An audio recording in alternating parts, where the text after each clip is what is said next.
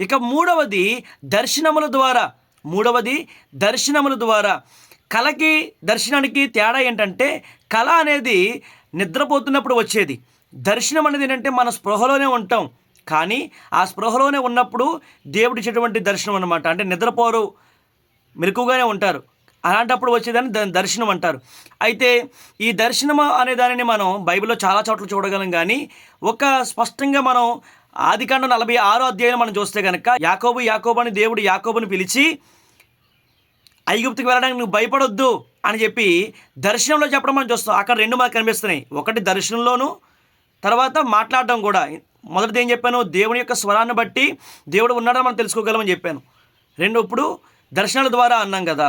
అయితే దర్శనములలో ఇప్పుడు దేవుడు ఏం చేస్తున్నాడు? యాకోబు అని పిలుస్తున్నాడు. దేవుడు ఉన్నాడు కాబట్టే పిలుస్తున్నాడు. లేకపోతే ఎలా పిలుస్తాడు?